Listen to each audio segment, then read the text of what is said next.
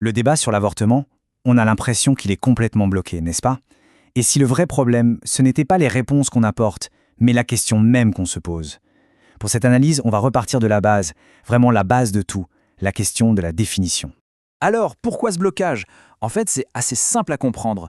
Chaque camp brandit des mots énormes, des concepts très forts, mais personne n'est vraiment d'accord sur ce qu'ils veulent dire dans ce contexte précis.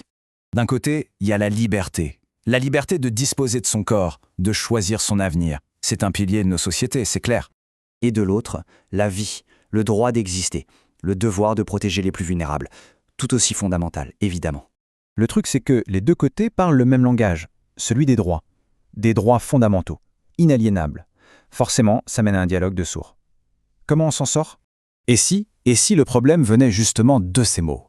Si, en se focalisant sur vie contre liberté, on passait à côté de la vraie question? Une question bien plus essentielle qu'on n'ose jamais vraiment poser. C'est pour ça qu'il faut prendre un peu de recul. On met tout sur pause et on se concentre sur la question, celle qui vient avant toutes les autres. Parce que, en fait, quand on débat pour savoir s'il faut autoriser l'avortement ou non, on met la charrue avant les bœufs. On saute une étape. C'est comme chercher la solution à un problème qu'on n'a même pas encore défini. La voilà, la question primordiale. Quel est le statut de l'entité qui est supprimée lors d'un avortement? Parce que, soyons clairs, la réponse à cette question change radicalement la donne. Tout dépend de ça. Bon, alors aujourd'hui, comment est-ce qu'on répond majoritairement à cette question? On va regarder la distinction qui sert de fondation à tout le système légal actuel. L'idée qui domine, en gros, c'est de faire une séparation. D'un côté, il y a l'humain biologique et de l'autre, la personne morale. On dit oui, un fœtus est bien de l'espèce humaine, biologiquement parlant, c'est un fait. Mais ce ne serait pas encore une personne avec des droits. C'est vraiment sur cette distinction-là que repose toute la justification légale de l'avortement. Et cette idée, elle ne sort pas de nulle part. Ça remonte loin, jusqu'à Aristote même, avec la définition de l'humain comme animal rationnel. L'argument, c'est que pour être une personne, il faut exercer sa rationalité, avoir conscience de soi, etc. Et comme un fœtus ne le fait pas, eh bien, il ne serait pas encore une personne. Sur le papier, ça a l'air cohérent, ça semble être une construction philosophique sérieuse, mais est-ce que ça tient la route quand on la pousse dans ses retranchements? C'est ce qu'on va voir, on va la mettre à l'épreuve.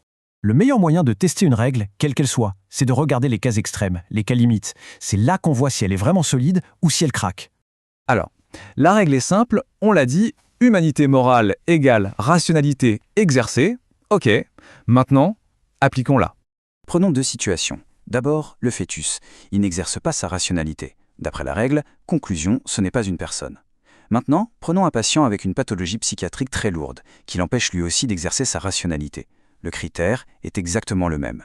Et pourtant, notre conclusion est totalement différente. Personne n'osera dire que ce patient n'est plus une personne. Il conserve tous ses droits. On a donc une seule logique, mais deux conclusions qui s'opposent. Pourquoi? C'est ça, la question. Comment on explique cette énorme contradiction?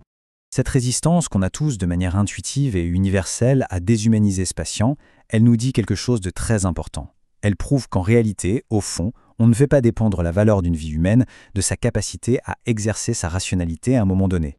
Du coup, si ce critère principal, cette pierre angulaire, ne tient pas la route dans les cas difficiles, qu'est-ce que ça veut dire pour tout le raisonnement qui est bâti dessus? Parce qu'une règle éthique qui ne s'applique pas dans les cas limites, ce n'est pas vraiment une règle. C'est juste une approximation bien pratique.